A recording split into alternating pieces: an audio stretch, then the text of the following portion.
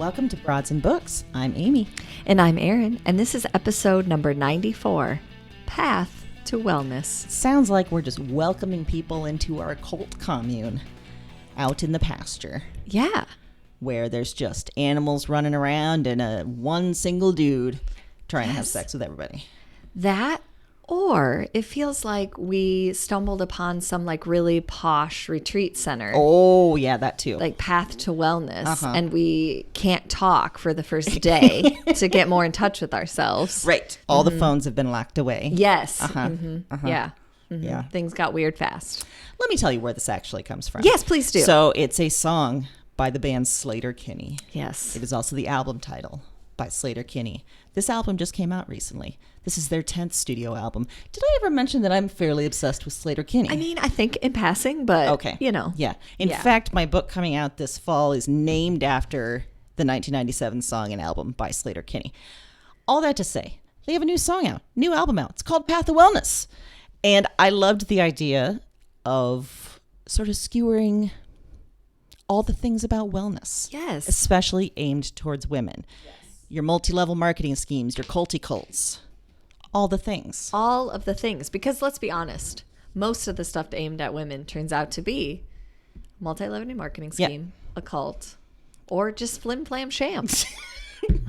Hucksters and con women. Yes. Selling vagina eggs. Selling stuff that we don't need. We don't need it. No.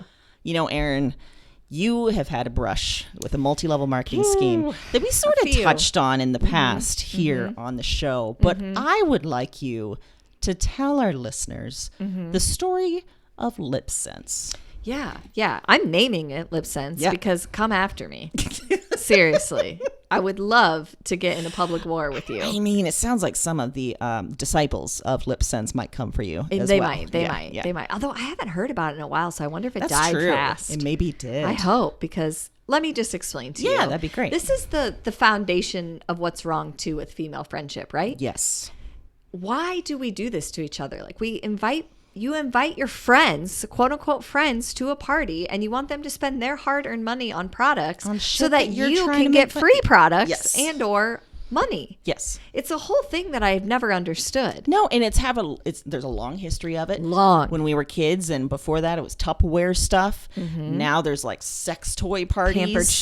Pampered Chef. There's oils. There's everything. There's everything. And you got caught up in did. Lip sense. Because like other things, you get pressure. And then there's the social aspect attached to it where it's like, well, I know this person, they're going to be offended. Or I work with this person, they're going to be offended. That was kind of the situation. I got sucked in. You sure did. I had to go. It was in another place, not in the city that I live, not very far. But I think that's important because it felt like an alternative universe. It did. And it is a suburb that feels like that. Yes. Yes, it does. And when I knew going in, I was going to know no one but the host, which is true. I knew no one but the host. That's dangerous. I didn't even really understand what it was. So if you're unfamiliar with Lip Sense, it's a whole lip product line. Yes. That involves multi steps of things you put on your lips that are, and then the idea is that the color stays on for days. Yes. I mean, you can keep putting this gloss on the top of it, but the color stays. It basically like dyes your lips, okay? Which makes you beautiful and well for all eternity. Yeah, because or something. And if you know me even a little bit, you should already suspect that I was going because I don't normally wear anything on my lips, maybe a chapstick. When I arrive, right off the bat, I was confused because this is at the time, this will age it a little bit, but at the height of like wine in a can, when we were first seeing the seltzer wines in a can. Right. And someone gave me one when I got there, and I was very confused because I was like, what is in this? a can? And I'm cracking it open, and it was garbage. Right. I tried not to spit it out. No one was eating the food. There was this whole display of food, but of course no one was eating it. There's all these women that were only talking about their running programs, dieting. They were decked out to the nines to come to this, MLM presentation. Right. So right away I realized I need to get myself out. Yes. So the quickest way to get out is to buy something. So I'm front and center listening to this lady, and we have to do a demonstration. She wants to show us what it's like. My first red flag should have been when she asked what was on my lips. And I said, no, I don't put anything. She's like, you haven't put anything on your lips today. And I said, well, probably like my Burt's Bees chapstick at some point. And she's like, oh, yeah, you got to get that off. Like immediately angered and worried about my chapstick. And I'm like, I'm pretty sure that's okay. Yeah. But no. No. I had to wipe that. It was not okay, I had to Erin. wipe it. I was ruining. That will ruin your lips. It'll ruin them. It will ruin your lips. Okay. Then you put on this stuff that they tell you, and I quote, oh, if it stings, it's working. Right. That sounds like good medical science. If it stings, it's working. No, I don't have an open wound that needs back tracing. Especially not on my lips. No. So why is it stinging? Yeah. Why am I not concerned? Then this expert is supposed to look at us and give us whatever, like color or item. I forgot there was an expert. Yeah. Or is this the same lady? The same lady that's selling it is the of course, quote she's the unquote expert. expert. Yeah. Looks at me and gives me the brightest red that I have ever seen in my life. That's not you, Erin. No. It was alarming. Okay. And looking back feels like maybe a passive aggressive dig. Oh. Yeah. From what you've said about this party, that would not surprise me at all. No, because everybody else got, if you're going to be complimentary about the product, more closer to their shade, like a more neutral. This was like, I'm either dressing up as Snow White for Halloween or something has stung your lips and they're bleeding. They're actively bleeding. That's how bright it was. So she puts that on. She puts on the gloss. I'm like, cool, I'm out. I have to buy this whole system. Which was how much? It was expensive. I don't even remember now, but it was a lot. I think you said it was like $80. Yeah. It was 90 because I had to buy the starter. It was a lot. It was your price to leave that place. Yes, which at that point you could have gotten me for thousands. Yeah. I get in the car and I'm driving home and I had this like very weird, uncomfortable feeling of like, wow, I really don't belong a lot of places. I get home and the minute I walk in, Mike is immediately alarmed. He's like, what? Because it was so shocking, the color on the lip. He thought you were actively bleeding. Yeah, he thought I was actively bleeding. I then attempted to get it off. And I don't know how to actively explain to you how hard I worked at getting this off, and it would not come off. I got in the shower. I tried steam. I was trying so hard, and flakes of it, I think, were coming off, and I was swallowing them. You were swallowing lead paint, basically. Yes. Yeah. Like an hour into the process, I threw up. I gave up and went to bed. And when I woke up, I will tell you, there were flakes of my lip skin on the pillow, and my lips were still fucking red. They were still red in the morning. That's very scary because then you feel like this is my life now. I was like, I just have very bright, bleeding lips. Yeah, that morning I was putting a lot of chapstick thinking, okay, I guess we'll just Oh, have you to put make the Burt's this. Bees on, so you ruined it. That's the problem. That's what it is. That's what ruined my lips. That's what made them flake off. Yes, that's right. Like they had been burned because they had been. My lips had to regenerate to recover. Right. You paid $90 to get out of there and to damage your lips. But it could have been worse. You could have been on the hook for more because weren't they trying to sell you more like eyeshadow or something? After the burning sensation, they started talking about eyeshadow, and I thought, I am not putting this on my eyes. My eyelids are gonna burn. And this is, of course, now I've heard like. At this point now I've overheard conversations about diets, about, all kinds of how much we hate our husbands, like all the things like the tropes that we're supposed to do in groups of women instead of just being real and being like, listen, why are we all here Why are we doing $90? this? Yeah. The most expensive list at Target isn't even a ninth of that. Good Lord. Like, what are you doing? No. And let's keep in mind it's called lip sense, as in you have sense in your head, lip sense. It's not sense. It's not normal. It's not right. It's not smart. It's awful. It stings. It's aggressive. And it's one of the worst multi-level marketing schemes I've ever fallen for. Hey, I bought Pampered Chef stuff, and you can use that. Yeah. Lip sense. No, you can't use that. After that happened, and I think I had read because you wrote a story about it, which was hilarious. And then I think I went to a wedding not long after that, and I saw someone that I hadn't seen since college. And somehow the conversation turned to something relevant. I started relating your story of lip sense and how hilarious it was and how dangerous and ridiculous. And she's like, I love that stuff. And then she pulled out her moisturizer and proceeded to paint her lips again. And I was like, oh my God, you're in the cult. Because what they don't tell you is that the product dries and it's like it's crinkling, it's aging your lips. It pulls them together. So you have to keep putting that stuff on to keep them looking normal. So that's basically what happened is my lips like burned and crisped off because I wasn't putting the moisturizing. But that's healthy, Erin. That means, healthy. Yes. That's wellness. It's stinging and your lips flake off because you have shitty lips. Exactly. But you're going to be well if you just keep paying this amount of money for the foreseeable future. It made me want to stand up and be like, have none of you ever watched an expose on anything? They probably haven't. This is Flim Flam Scam 101. You got to buy a lot of money. This is snake oil. Whatever you're doing is wrong. Come on. This is capitalism 101.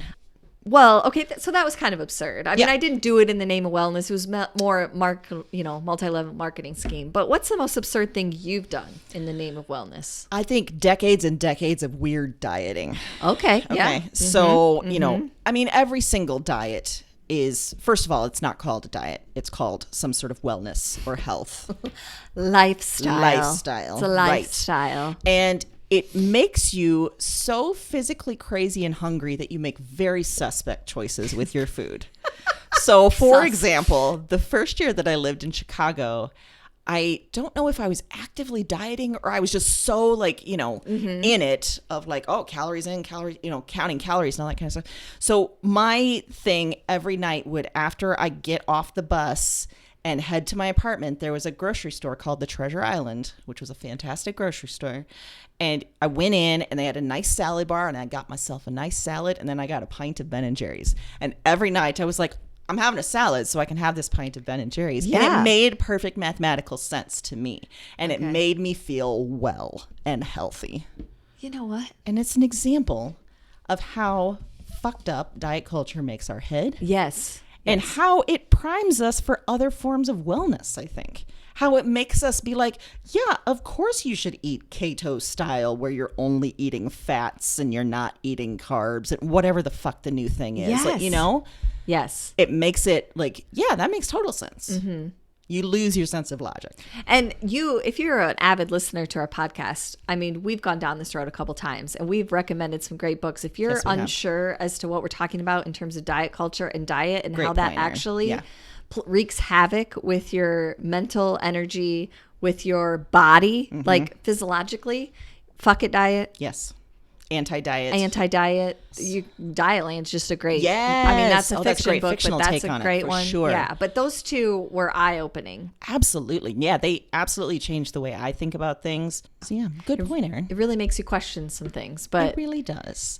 And I think by like seeing behind the curtain on the diet culture, you start seeing behind the curtain on other things, such as all the different wellness shit sold to women. Yes, sold to women. And really all it is keeping your wheels spinning over here so you don't think about all the other shit that's, affecting your actual life, like policies, environment, all that stuff. Yes, exactly. That's a good point. That's in a couple of those books. Yes. It's like they actively want females to be, or other people to be caught up in the diet culture because it keeps you from thinking critically about other things that you might become an activist for. Absolutely. And it's a very good point. And that's a good point about the lip sense thing. Like, I'm not coming down on those women. I want to know more about you than just your running regimen. Yes. You seem like an interesting person. What's your story? I love stories.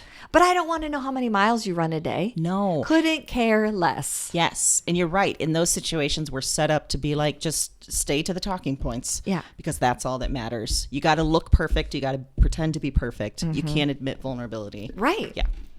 And that's just not a place I want to be. Erin, I got another question for you. If you had to endorse an actual wellness product, what would it be and why? A sleeping pill. because anything to make me sleep better would be Yeah. fine. I don't even care what you put in it. You can Okay. put that lip sense shit in it. If it makes me sleep, don't care. Maybe it's just filled with gold flakes and it fine. just, yeah. Fine. Lead paint. Fine. That is the way to convince me. Asbestos. Yeah. Yeah. Yeah. If you tell me it's going to make me sleep, I'll probably try it. So is the issue that you can't fall asleep or that you can't stay asleep? I can't stay asleep. Aha. I fall asleep fine, but then if I wake up, I'm sunk. It's over. That's my, if there's something that is going to, I can fall asleep on my own, but it's going to keep me asleep, Yeah. done. Yeah. If you tell me that weird goop egg is going to make me stay asleep, I might be convinced. Yeah. I'll put something in my vag to help me sleep. Fine.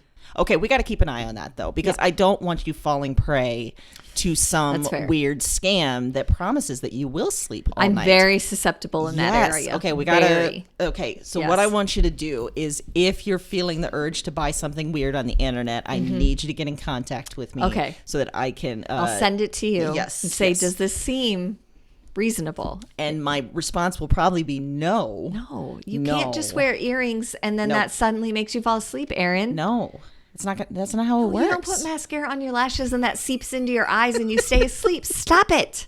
Stop it. Those are great ideas, though. Yeah, I I'm mean, saying. yeah, Which brings me to a thought. yeah. If the broads were going to start a wellness brand, Mm-hmm.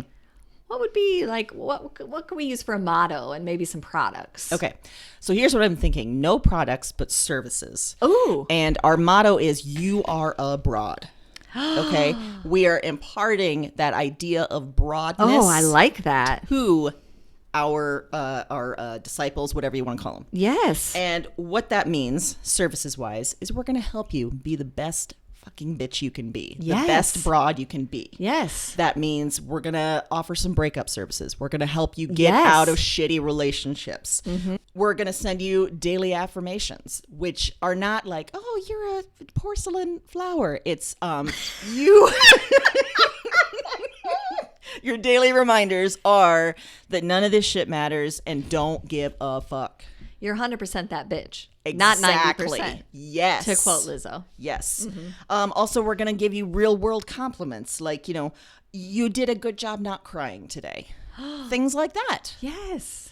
So that's what we're going to do. Yes. It's going to revolutionize wellness. Yes. We're not going to sell shitty products. We're just going to help people be I like the that. best broad they can be. Some really realistic affirmations.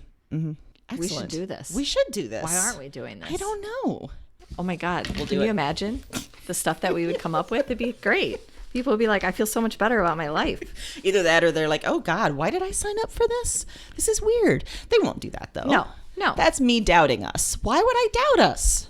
You need an affirmation. I do. You're 100% that bitch. Thank you, Erin. Yeah. Yeah. You don't need to be worrying about what somebody else does or doesn't think about.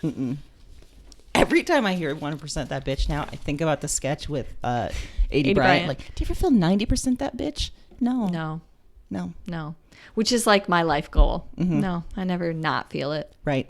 I mean, I have a ways to go because I could never pop out of a cake playing a flute, but No, but also at some point we need to pair our wellness brand with Lizzo. I think that she will be a fan of this. I think Yes. that she can help provide the soundtrack and lyrics to this. yes. She Yeah. can help bring this to the masses. Which brings, I haven't been listening to enough Lizzo I layly. haven't either now that you think about it. This What could be is- what's wrong. Oh my God, yeah. We've just stumbled on the secret to success. We were just talking before recording about how we're just tired all the time. Yes. How we're feeling kind of stuck in a few things. It's because we're not listening to Lizzo. Because I'm not getting Lizzo up in my life. Oh my God. It's going to change our whole week. Yeah. I'm hoping these picks do too. I think they will. Okay, good. All right. So my fiction pick. It's another excellent pick from Unnamed Press. We remembered Unnamed Press now. This was where we got A Certain Hunger Yep. from Chelsea G. Summers, who, by the way, we talked to last week. And is Fantastic. goddamn delight. Yes. This book is called Hysteria by Jessica Gross. Ooh. This came out last year. And the young woman who is the main character, we don't get her name, she is a mess. As we start the book, she's just hooked up with her father's friend in the coat closet of her parents' apartment. She's also just hooked up with her roommate's brother after being told explicitly not to. Oh, boy. She's sort of hating herself. And she's also feeling sort of powerless to stop this behavior that she knows is... She knows and she doesn't know it, that it's really kind of messing with her. So she goes to her neighborhood bar, hungover, needs some hair of the dog. Goes to the bar and she notices a new bartender. And he looks a little familiar. And after she has another random encounter at the bar, she realizes, wait a minute, this bartender looks like Sigmund Freud. Is he Freud? Is he not Freud? We don't know. But she thinks that he is Sigmund Freud. So she starts talking to him again and again. And over a few days, she reveals some intensely personal things to potentially Sigmund Freud. Okay. As a hipster at a Brooklyn bar. I mean, this premise is... Yeah. Wow. And she starts talking about how sort of shut up her feelings are, as well as how shut down she sort of is as a person. How her complicated relationship with her parents is directly tied to some of this behavior that she's struggling with, and much more. Like it's all on the table because of this idea that he is the psychoanalyst of, the 19th century and beyond. Yeah. So that's the premise, and I can't say much more than that. It's a short book, but it involves some very intense conversations and encounters with this potential hipster Sigmund Freud. And it's such a simple concept, but it's so complex at the same time. The conversations they have are just incredible. It's funny, it's brutal, it's disgusting, it's sexy, like it's all the things. Yeah. And I chose it for this theme because I think it comes back to the title for me, hysteria. Yeah. Right? I mean, it's been a term that we've used to denigrate women, mind and body, for centuries. Right. If we feel too much, we are hysterical. If we have pain that can't be explained, we are hysterical. Basically, if we're women, we're hysterical. We're hysterical. And I think this idea has made many women, for better or worse, realize they need to look outside of healthcare and mental health care to solve some of their issues, and why they keep going to some of these wellness brands and some of these wellness ideas. It also means, because we are constantly called hysterical, that we can fall prey to wellness scams and to hucksters and to con women and all that kind of stuff. So I love the idea that the character here is sort of creating her own path to wellness. She's seeing or imagining Freud, the person and the method that might help her issues with sex and love and family. But she's not creating some group or some business or some cult around it. She's just really doing the work to figure herself out. Wow. And it's fantastic. Yeah. Yeah. It's a quick read. It's not really like anything you've read before. Wow. And you dig deep into a person's psyche that is fascinating. I love all of that. And like, I love the premise is amazing. I love that Sigmund Freud might be time traveling and hanging out in a bar in Brooklyn. I like that idea. Yeah. Why not? He's a wily minx. He can do He can do all sorts of things. I mean, there are things that have been said about Freud, and at the top is wily minx. Yeah, I think so. Well, the fiction pick that I brought this week is called 9 Perfect Strangers by Leanne Moriarty. And this was published How do I know that name? Big Little Lies. Oh, of Yes. course. Yeah, Big Little Lies. What was the other one that they did for...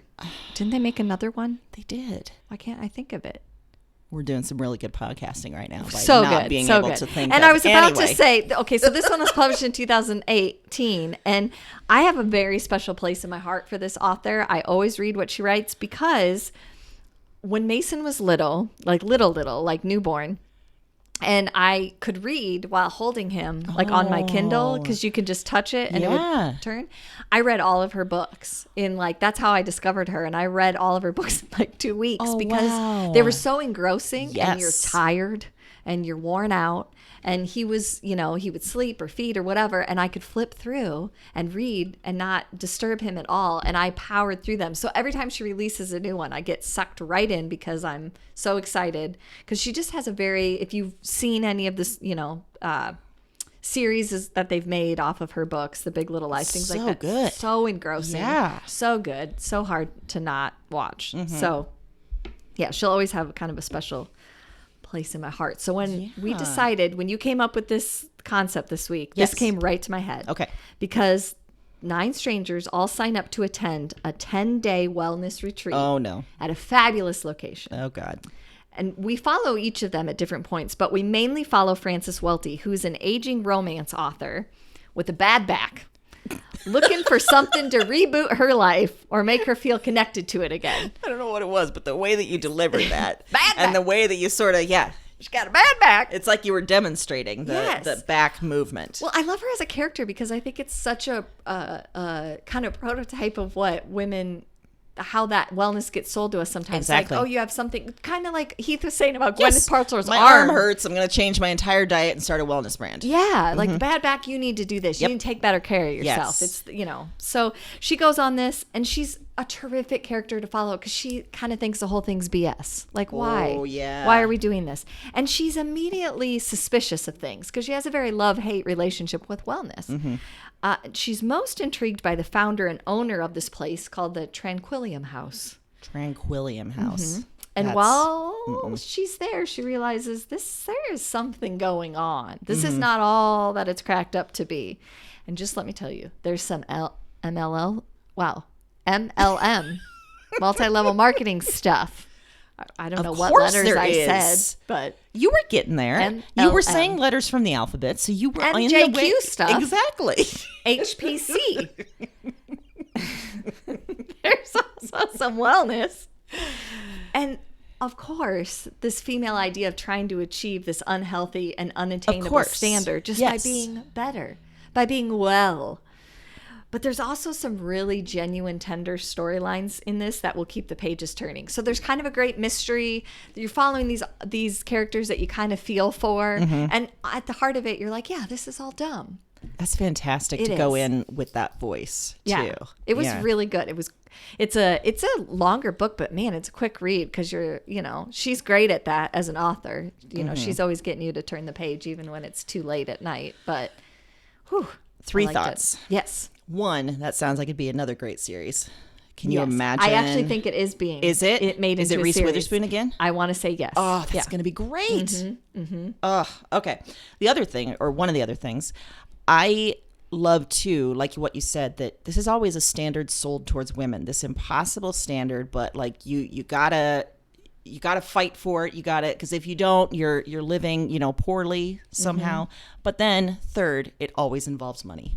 Always involves a shitload of money. A shitload of money. And that is no different here. They've paid a shit ton of money to go on a 10-day wellness retreat. And you're going to love all the different characters that are there for a variety of reasons. It's great. You've got newlyweds, you've got an older married couple, you got a single guy that used to be like a baseball star that is trying to find his way back to health. Oh my gosh. It's just everything you want it to be. Yeah. It's wonderful. And it also feels like this is because wellness is such a, I'm thinking particularly about, Gwyneth Paltrow and that kind of stuff. Wellness is such an expensive thing that it's sold to like wealthy white women. And so no one else gets wellness. No. And so maybe people are trying to find wellness through multi-level marketing schemes because they can't find another way. Yeah. Or through HPQ. Was that what you called it? Yeah, HPQ, HPC, WTZ. Hep C, something like that. Pepsi. Yeah. Yep. Did you say Hep C or Pep? I did say Hep C. Oh, I yeah. thought you said Not Pep. Pepsi. No, not Pepsi. I said Hep C as in hepatitis. Hepatitis C. Yeah. The herpaderp.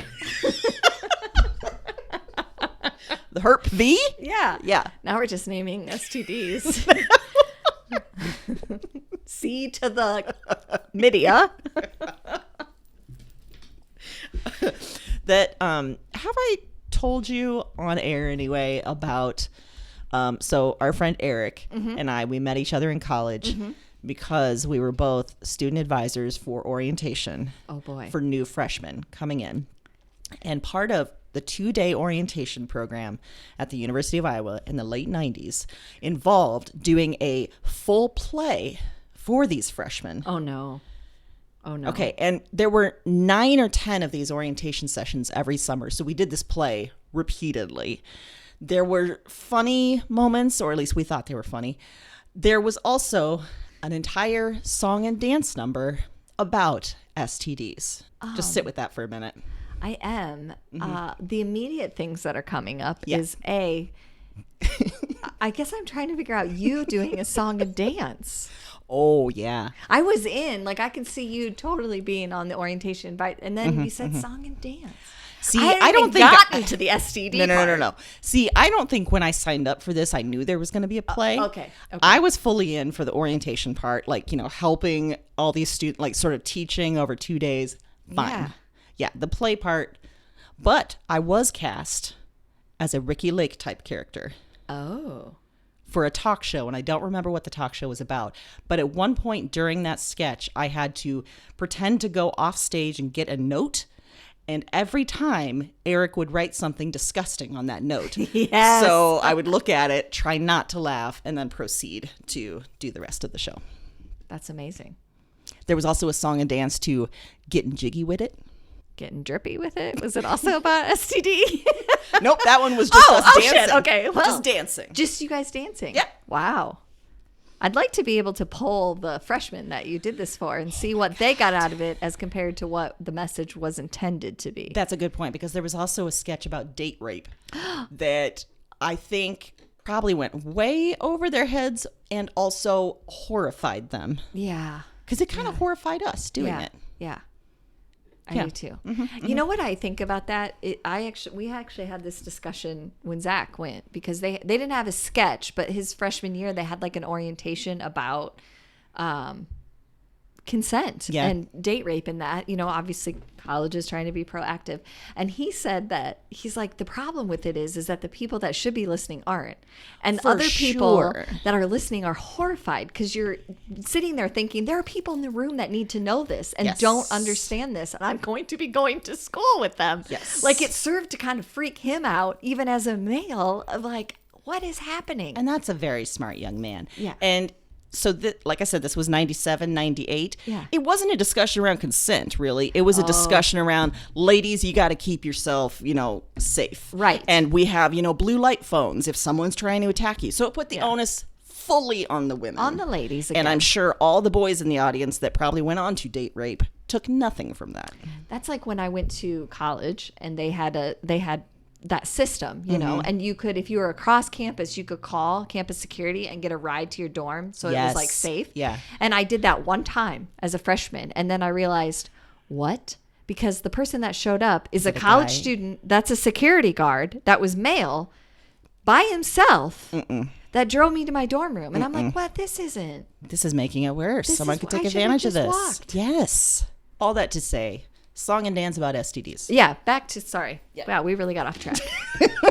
From the song and dance. Just wanted you to know that we sang a song about STDs. It's in my head. Memory is shit. But if we get Eric maybe 1 or 2 drinks in, he will sing it for us. Oh, okay. He remembers all of it. This is my new plan. Yeah. I mean, now I have a goal. A goal for the summer.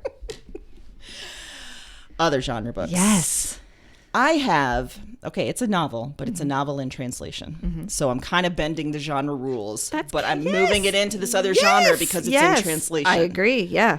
This was first published in Finland in 2013, and it was translated 2016 by Lola Rogers. It's called The Core of the Sun by Johanna Sinisalo.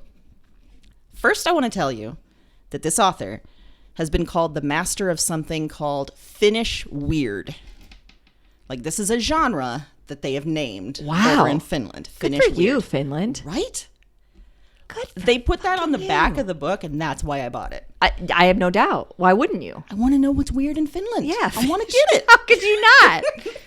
And this is, it's literary fiction. It's speculative fiction. So there's a bit of sci-fi, but a dystopia with a Finnish take on it. So this book is set in an alternate present, and this particular Finland has bred a new human subspecies of women who are very receptive, who are very submissive. They're designed for sex and procreation. They are called Eloi, I think is what you pronounce it. Okay.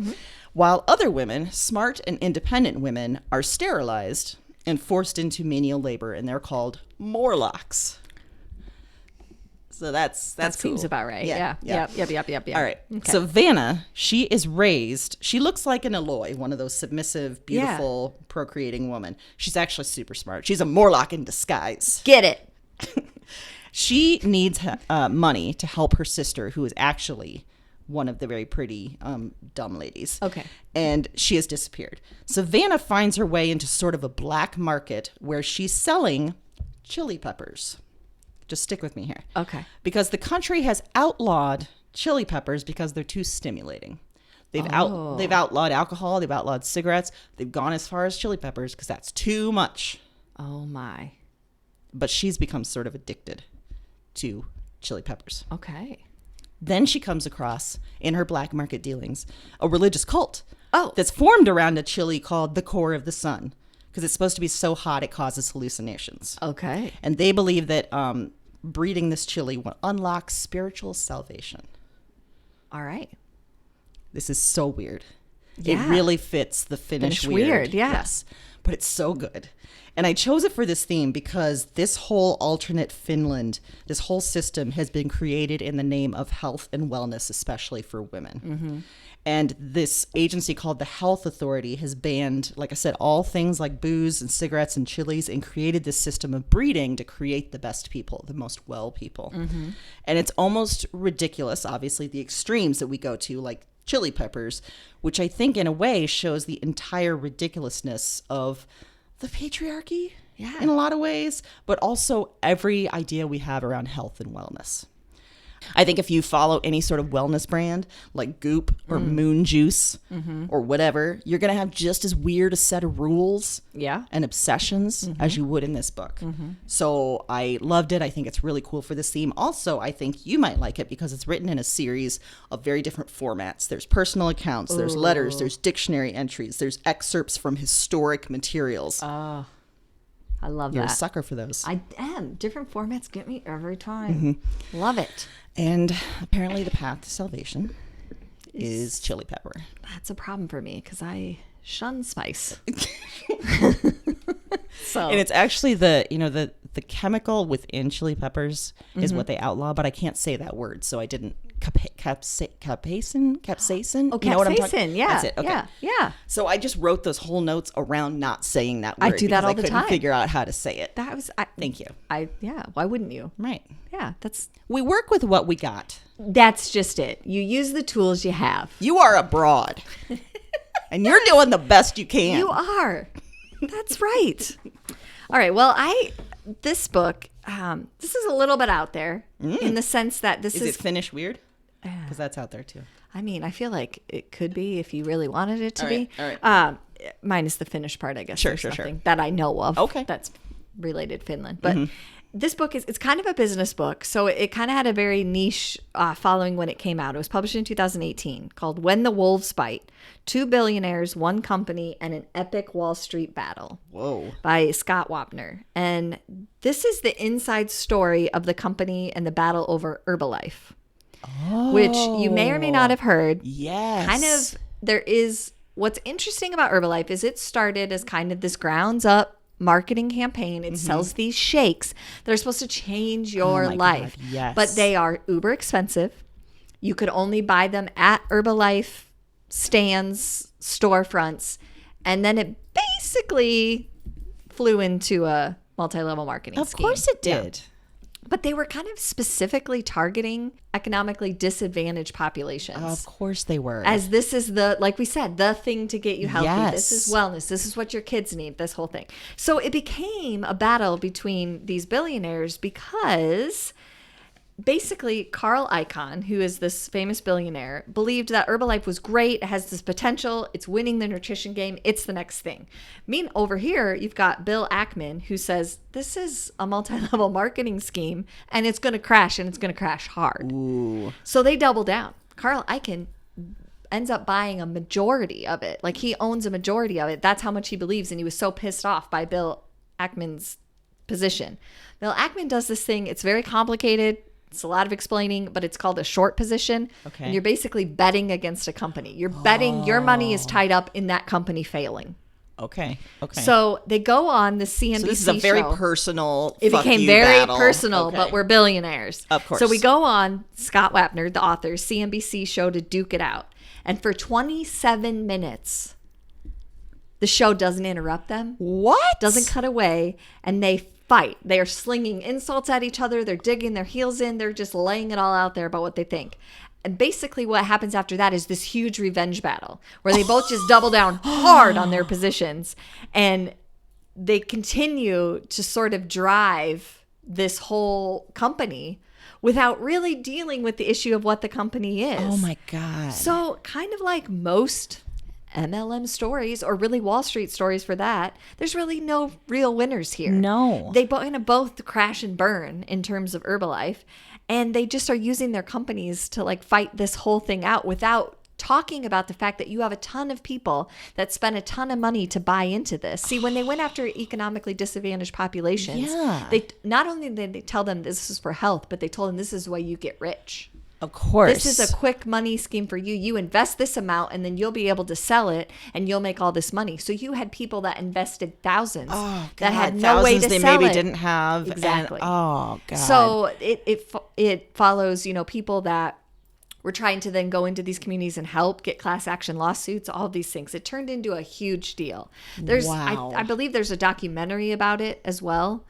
But this book, I picked it for this topic for obvious reasons. It's perfect for this. You're dismantling an MLM. To me, it really highlights what's wrong behind it, which is people that have the money are arguing about the money instead of actually dealing with the issue. These two, you could almost admire Bill Ackman's position of like, this is a sham. We shouldn't be doing this, except that then instead of dismantling the sham, he just put a bunch of money into beating Carl Icahn and being right about it. He wasn't actually helping the people that were affected by it. Of course not. I mean, he claims that he was, but that's not what ultimately happened. No, that was like a messaging point for why he was pissed at this other guy. Exactly. Yeah. Exactly. So it's a really interesting look at that behind the scenes. It's an interesting look at the financial side to these things that, you're really preying on people. You're hitting them in the points that hurt the most. And using that for your own gain. And this is just another example. When the battle comes out that this is wrong, you have two people still using their money to prove each other wrong, but without any regard for the people that are hurt at the bottom. And meanwhile, all those people have lost money and they're not any more than they were. Right. And I wouldn't say that this book is taking a super strong position on either side. It's more factual. I mean, this is the host of the show that they were on. He does a really good job of explaining all of the details and background of it so that you can kind of draw your own conclusion. But it's a fascinating story. So interesting. And also it reminds me of the last episode when I said that I would be a better billionaire. That's what I was thinking. I think this that week. We would be much better because we wouldn't let our petty, stupid arguments get in the way. No. We wouldn't take to a cable news show and compare penis size for a half hour. Yeah, basically. Yeah. Ugh, gross. But I think you're absolutely right that is what the problem is with so many of these wellness brands is it's encouraging this monetary lifestyle that you don't have, or it's at these levels that you can't ever reach.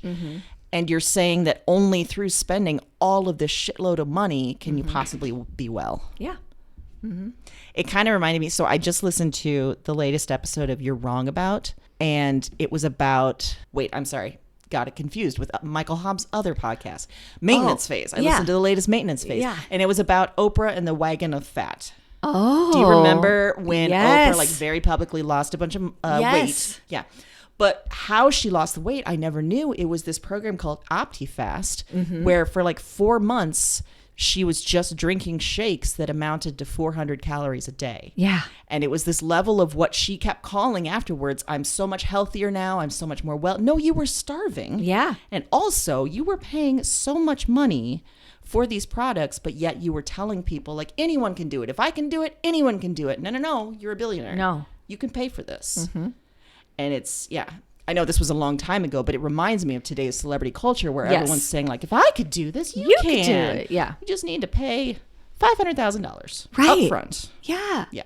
To get this tastes like garbage, so you won't be hungry and you'll never eat again. 400 calories a day. Yeah, that's no. And then is it a surprise to anyone she gained the weight back we were Exactly. talking about? She said 2 days after that episode, she started eating solid food again and immediately could not fit into her clothes after a couple days. Yeah. Of course not. No, because her body was like, hey, finally. Yeah, you're good. feeding We're me. going to hold on to this because I don't know what you've been up to. I don't know what the hell just happened. I do not know. Yeah. But I'm going to protect you by helping you gain some weight back. Well, for pop culture. Yes. I think I also have a very good example of the epitome of the Flim Flam artist, Flim Flam artist. of wellness, of MLM, of all of it. It's a podcast from the BBC, came out last year. 10 episodes, all done, ready to binge. It's called Orgasm Cult. The tagline for this podcast is, in the search for wellness, how far would you go? Which is a great question. Yeah. Because this is about a company called One Taste that before this podcast I'd never heard of. But it was a company that was big maybe 10 years ago. And its promise was selling wellness to women through something called orgasmic meditation. The founder, Nicole Daedone, I believe I'm saying that right, just like all leaders of wellness brands and cults, she had something wrong with her, like her arm hurt. You know, she was burned out, she was hurting, until one day she laid on the ground, pantless, in front of a Buddhist monk who stroked her clitoris in a very prescribed way, like on the left quadrant, for 15 minutes, and then suddenly all was well, and she felt so much better, and she was going to sell that secret to the world. Doesn't that sound like assault? It sounds horrific.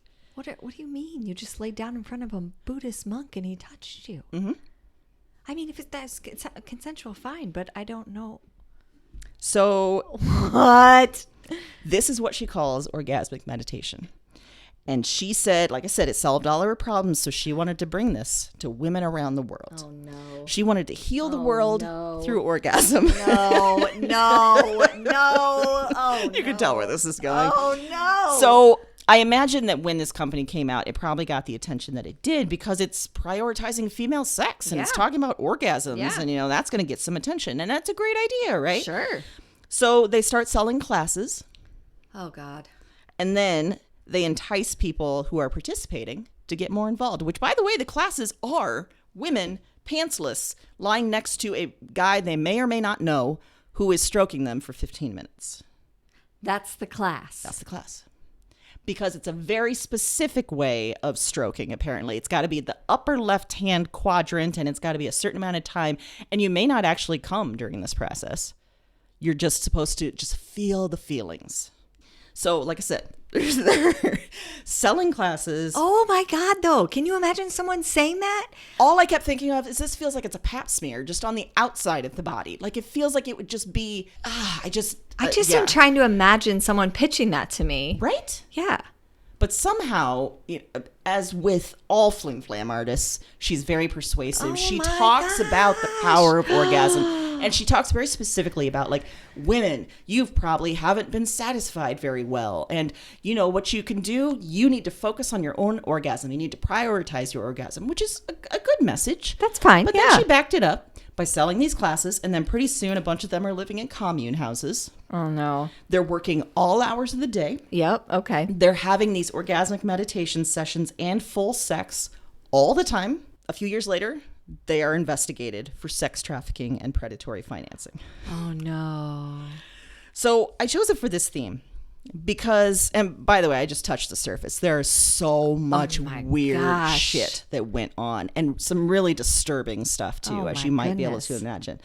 I think I chose it for this theme because I think this is sort of the epitome of how wellness is branded. That something physical is going to change your life and you just have to surrender to it. You have to surrender to that process or to the product or whatever it is. Right. You have to become obsessed with it. You have to evangelize for it. You have to live for it, right?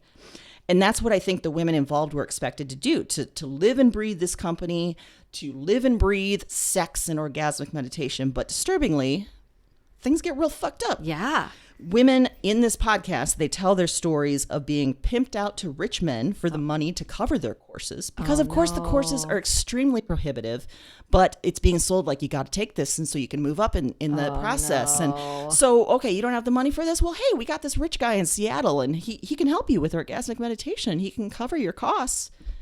The women are also demanded to have sex at any time with anyone. And if they're not, that's ruining the process. How they're kept so tired, so hungry, they can't like really make decisions. They can't resist.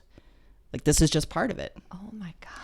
I feel like with this shows especially, like you can call anything wellness and you can get away with so much and you can truly victimize women as a result, since wellness is aimed very much towards women.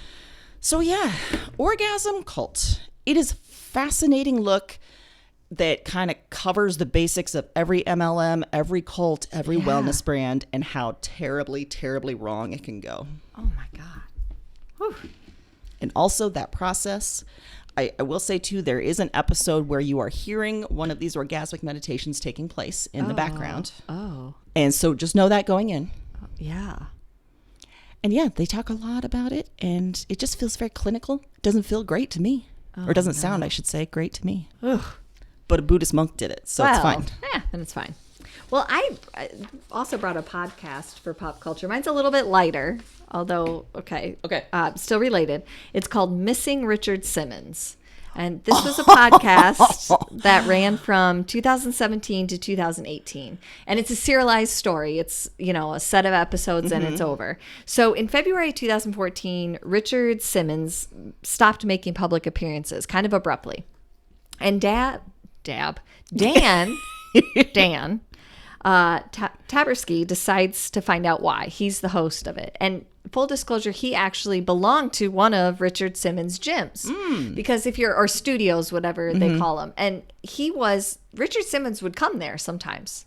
Wow. So for people, him being involved in it is awesome because it kind of explains the culture that they've really had a sense of family and community, and they really just enjoyed what they were doing there. It was kind of the nice level of wellness of like, hey, do this thing for you. This is what I enjoy doing. I like dancing. I like music, whatever.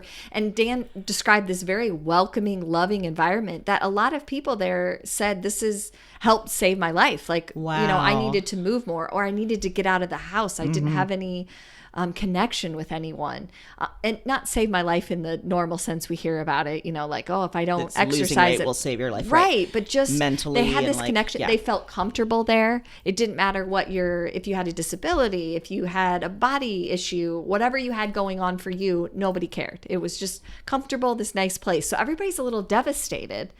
And then it starts to follow that, like, some of these are shutting down because they don't have the same impact. They don't have the same feeling anymore.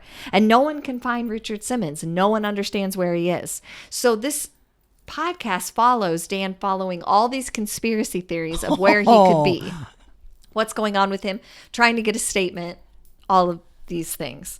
And kind of, there's an element of this that's very personal because it seems like he's very close to the topic. And so I did want to say this warning. I think that there are parts of this that could seem a little bit voyeuristic. Like, if Richard Simmons wants to be left alone, maybe Richard Simmons has the right to be left alone. Yeah. And he sort of acknowledges that, but he kind of acknowledges it and then moves on. Okay. And I think more what I took from that is that Richard Simmons has this power to invest people so much that they sort of entrance their wellness and well-being with him, as opposed to just the message that he had, which to me is kind of the other side of that. Here's a great thing that he didn't intend that way, and then it took this whole other life, and at some point he's maybe sort of decided, I just can't keep up with that. I can't be the emotional support system for all these people all the time, which is valid. Absolutely. So you can kind of take that with a grain of salt as you listen to it, that I think that there are parts of this where you might say, hey, maybe we don't need to leave him alone. Yeah, exactly.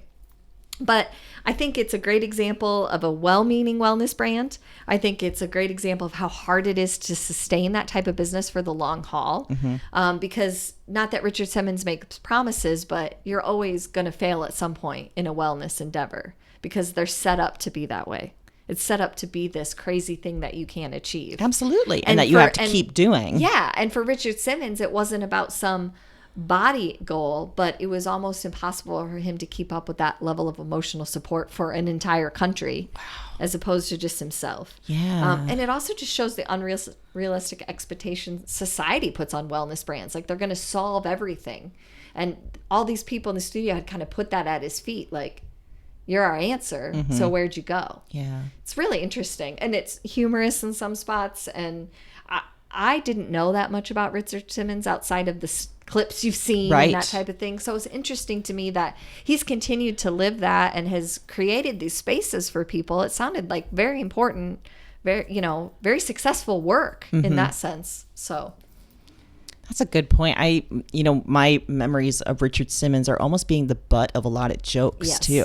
Yes. And maybe it's because he prioritized like community and not like judging different bodies and stuff, having every type of person and every size of person in his classes. I think he People, like- was who he was Yeah. at a time where people thought that was a character. So Yes. he was almost praised for playing the character so hard. But when you think it's a character, it gives you the ability to poke fun at it more Yeah. or make comments about it more. And I think over time people realize, no, that's just who he is. He's not playing a character. That's really just, he really enjoys that. That's how he lives his life. It's So of all the interesting. people we talked about today, he's probably the most genuine who actually I think cared so. about wellness. I do. I Yeah. think so in a lot of ways. Cause I didn't get the impression from the podcast. I've never gone through anything that he's put out, Yeah. but I never felt like it was this thing where they felt that they were cheated or they paid a bunch of money and didn't get what they wanted. Right, It wasn't right. like that. I mean, you're talking about, the average person that belongs to a studio, which right off the bat seems to me like you're doing something different. Because Yeah. if I'm a celebrity and I have celebrity tout, I'm charging thousands of dollars to take an exercise class with Definitely. me. And he's set up these studios and these places to even exist without him in that same type of community. And so you're kind of like, well, you kind of followed products that fit with Yeah. what you wanted. So, yeah. Yeah, you're right. He could have gone all sorts of directions and sold Yeah. his name and image on everything. And I'm not saying he didn't make a lot of money. Oh, We sure. all know he did. But I think it's a little bit different than telling someone to put an egg Into your vag? into your vag Mm-hmm. and say that that's going to be the health, wellness for you. I mean, he was trying to create more than just physical wellness. I think Yeah. more of a mental wellness, emotional, And camaraderie. that's a good point. I wonder too, some of these wellness brands focus so much on the physical and especially your appearance Mm-hmm. that they don't prioritize the mental aspect of wellness. And that's covered, like we mentioned, those books that we talked Yep. about. That's covered a lot too. When you're focusing so much on the physical or you're starving yourself, the elements that does to your psyche, to your emotional well-being, to your ability to make good decisions, to function, there's a lot there. I can't tell you how many times I think of that image from Mona Awad's book, 13 Ways of Talking About a Fat Girl, I think it's the final story where she's at the gym and just Riding that bike. and with such a ferocity and a desperation, it's like she can't let up for a second. And so her Yes. life has just become all about that and Yeah. not any sort of joy or happiness or anything. And that really stuck with me. To the point that she had pushed everyone away too, Yes. because when your life's consumed with that, something else has to move out. So, and that's kind of what the books, that's what diet culture wants. Yeah. They want you to lose the parts of you that are unique and worth investing time in, because you need all the time to invest in this. Make you tired and hungry. And when I am hungry, I am not myself. I am irritable and I am likely to do something mean. Yes. And I by will cut a bitch. I will, without a thought. I'll watch you If I bleed out carried while a I eat. weapon regularly, it would be dangerous. It would be brandished in the name of food a lot. That's all I'm going to say. We go to Whole Foods. I need some chocolate donuts. I'm going to need those powdered donuts now. Stat. Or You're gonna somebody's see my going knife. down. Yeah, I think that's how it goes. I Yeah. think that's right. Oh boy, it was a good episode. It was a good episode. I think we talked about a lot of good stuff. We did. I mean, we're really good at this. We are. I mean, I'm less good at the alphabet than I realized prior to this. I struggled to say 3 letters in a row. 2 is my True. max. True. I learned 2 is my max. Yeah, and I revealed that I had a history of song and dance, Yeah. which we may have to return to We at some will. point. We will. Yeah, Because yeah, that's still yeah. marinating Still in there. there. Yeah. That is marinating. And we learned that, Burt's Bees is terrible for your lips. It's so bad. It's So gonna burn bad. them right off. Pringles, that crisp bite you get, that's what your lips get with Burt's Bees. I'm just picturing after a sunburn when your skin That's starts what it was. peeling. Yeah. Yes. And you just peel, but off your lips. Off your lips. That's no good. My lips peeled so much there was lip flakes on my pillow. That's not a good sign. If you think that through, That's like you were a lizard shedding your skin. shedding skin. Did Mike look over at that pillow and yeah? There was a moment in the morning that he was like, what happened? What happened? Why are your lips so blood red? Yeah, you threw up, you took a shower, Yeah. you got lip flakes on the pillow. You're not allowed to go to a lip sense party again. Also, I think it shows yet again that anytime your body senses any sort of peril, it's like abort and just pukes. Just pukes at the drop of a hat. It's got an automatic eject button in my tum-tum, and it's like, just get it out. Just get it out. It's actually kind of, that kind of mirrors my personality. Yeah. Like if I start to feel threatened, get the fuck away from me. Get out. Yes, get out. yes. My body has a very flight response. You also described your stomach this week to me, your tum-tum, as a iconic bitch. Yes. Who, plays by her own rules. Should be feared and respected. That's right. Mm-hmm. I respect her, but I also fear her. Iconic bitch. At this point, she's going down in history. Mm-hmm. She's just protecting you. Mm-hmm. That's all. We need to come up with a good name, I think, for her. For the tum-tum? Yeah. Ooh. Yeah, she needs a good name. She needs a really She needs like a drag name. Yes. She needs creme brulee or something like that along those lines. Yes. Yeah. Okay. Yes. All right. We'll think about it. Okay. Yeah. Yeah. That's our assignment. If you have any suggestions, let us know. Yeah, let us know. Yeah. What should we call My Erin's tum-tum. iconic bitch of a tum-tum? Yes. Let me know. I'd love to hear. In the meantime, Happy reading.